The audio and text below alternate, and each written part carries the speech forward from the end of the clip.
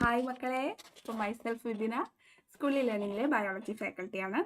അപ്പോൾ നമ്മൾ ഇന്ന് വന്നിരിക്കുന്നത് നമുക്ക് ഏറ്റവും ഇമ്പോർട്ടൻ്റ് ആയിട്ടല്ലേ നമുക്ക് സിലബസ് നോക്കണം. അപ്പം 9th സ്റ്റാൻഡേർഡ് CBSE 9th സ്റ്റാൻഡേർഡിലെ ബയോളജി സിലബസ് എന്തൊക്കെയാണ് നമുക്ക് പഠിക്കാനുള്ളത്, എൻ്റെ കണ്ടൻറ് എങ്ങനെയാണ്, എൻ്റെ മാർക്കിംഗ് സിസ്റ്റം എങ്ങനെയാണ്, ഏതൊക്കെ തീമാണ്, പ്രാക്ടിക്കൽസിൽ എന്തൊക്കെയാണ് ഉണ്ടാവുക, ഇതൊക്കെ നോക്കാൻ വേണ്ടിയിട്ടാണ് നമ്മൾ വന്നിരിക്കുന്നത്.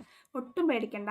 8th സ്റ്റാൻഡേർഡിനെ സംബന്ധിച്ചിടത്തോളം 8th സ്റ്റാൻഡേർഡിനെ കമ്പയർ ചെയ്യുമ്പോൾ അതിനേക്കാളൊക്കെ എത്രയോ എളുപ്പമാണ് നമ്മുടെ 9th സ്റ്റാൻഡേർഡിലെ ചാപ്റ്റർ. നിങ്ങൾക്ക് ബുക്ക് മാറിയിട്ടില്ല, നിങ്ങളുടെ ചേട്ടന്മാരും ചേച്ചിമാരും നിങ്ങളുടെ സീനിയേഴ്സ് പഠിച്ച അതേ ബുക്ക് തന്നെയാണ് നിങ്ങൾക്ക് പഠിക്കാനുള്ളത്. സോ നമുക്ക് നോക്കാം അല്ലേ.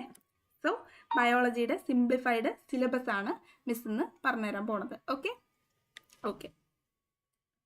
സോ ഇതൊക്കെയാണ് നിങ്ങൾക്ക് പഠിക്കാനുള്ളത്. നിങ്ങളുടെ കണ്ടന്റ് നോക്കിയാൽ നിങ്ങൾക്ക് മനസ്സിലാവും ഇതൊക്കെയാണ് നിങ്ങളുടെ കണ്ടന്റ് വരുന്നത്. ചാപ്റ്റർ 1 to ചാപ്റ്റർ 4 വരെയുള്ള ചാപ്റ്റേഴ്സ് എന്ന് പറയുന്നത് കെമിസ്ട്രിയാണ് കേട്ടോ. കെമിസ്ട്രിയിൽ വരുന്നതാണ് matter in our surroundings, is matter around us pure, atoms and molecules, structure of the atom. പിന്നെ ചാപ്റ്റർ 5ഉം ചാപ്റ്റർ 6ഉം ആണ് നമ്മുടെ ബയോളജിയിൽ വരുന്നത്. ഓക്കെ, ചാപ്റ്റർ 5ഉം 6ഉം ബയോളജിയാണ്. ദ ഫണ്ടമെൻ്റൽ യൂണിറ്റ് ഓഫ് ലൈഫും ടിഷ്യൂസും. പിന്നെ chapter 7, chapter 8, chapter 9, chapter 10, chapter 11 ഈ 5 ചാപ്റ്ററും വരുന്നത് നമ്മുടെ ഫിസിക്സിലാണ്. പേര് കേൾക്കുമ്പോൾ നിങ്ങൾക്ക് മനസ്സിലാവുമല്ലോ, ഇത് ഫിസിക്സ് ആണ്. അപ്പോൾ ബയോളജിയിൽ ആദ്യം നമുക്ക് പഠിക്കേണ്ടത് the fundamental unit of life, that is cell. സെല്ലിനെ പറ്റിയാണ് പഠിക്കാനുള്ളത്.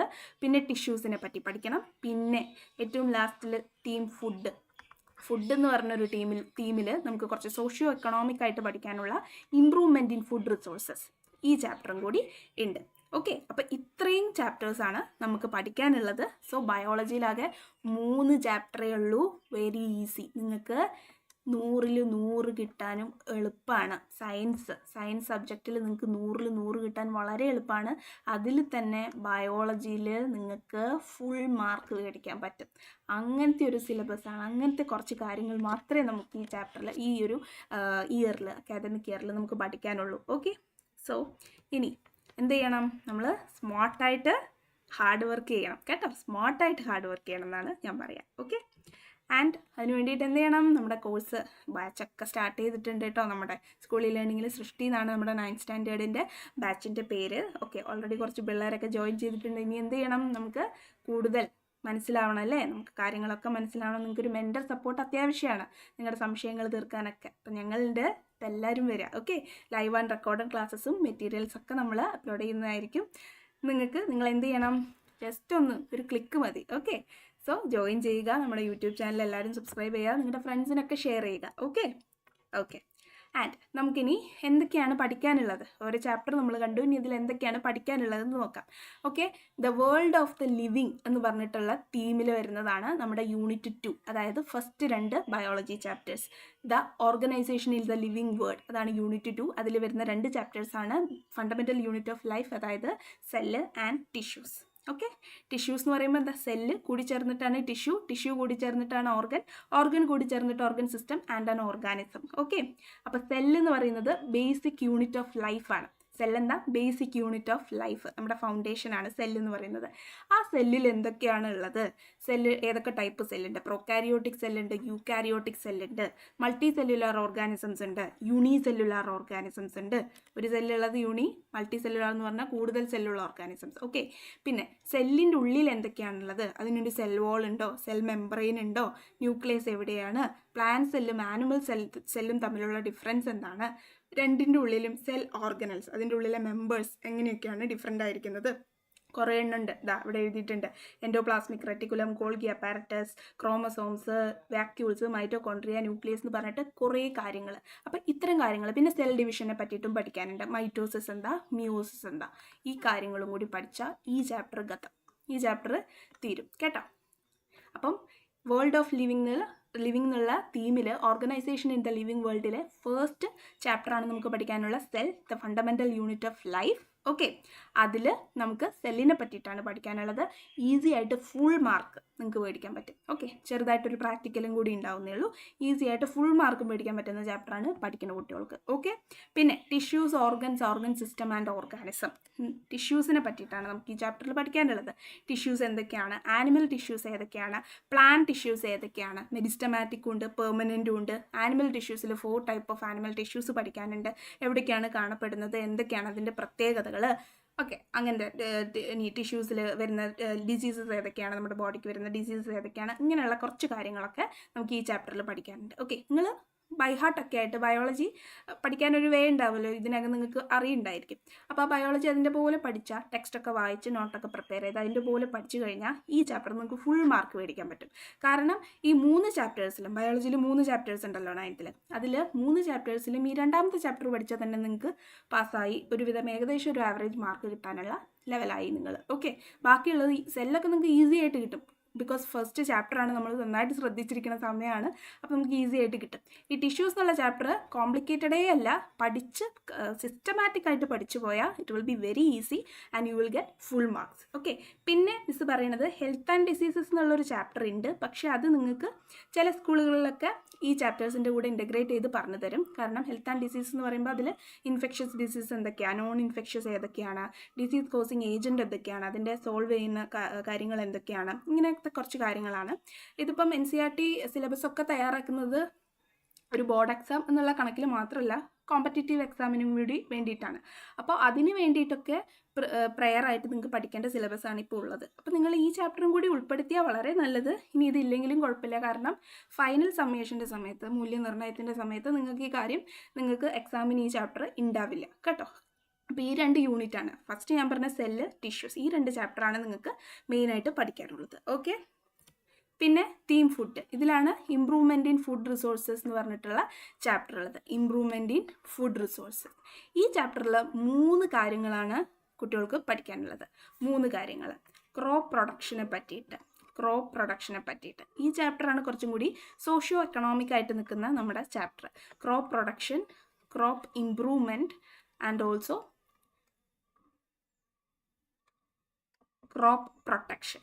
ഓക്കെ, ഈ 3 കാര്യങ്ങളാണ് നമുക്ക് ഈ ചാപ്റ്ററിൽ പഠിക്കാനുള്ളത്. ഈ 3 ടൈറ്റിലാണ് നമ്മൾ ഈ ചാപ്റ്റർ കൊണ്ടുപോകുന്നത്. ഓക്കെ, ക്രോപ്പ് പ്രൊഡക്ഷൻ എങ്ങനെയൊക്കെയാണ് പ്രൊഡ്യൂസ് ചെയ്യുക, crop improvement, variety breeds produce ചെയ്യുക, അല്ലെ, ക്രോപ്പ് വെറൈറ്റീസ് പ്രൊഡ്യൂസ് ചെയ്യുക എങ്ങനെയാണ് എന്നുള്ള കാര്യം. Okay, inter specific hybridisation, intra specific എന്നൊക്കെ പറഞ്ഞ് നമുക്ക് പഠിക്കാനുണ്ട്.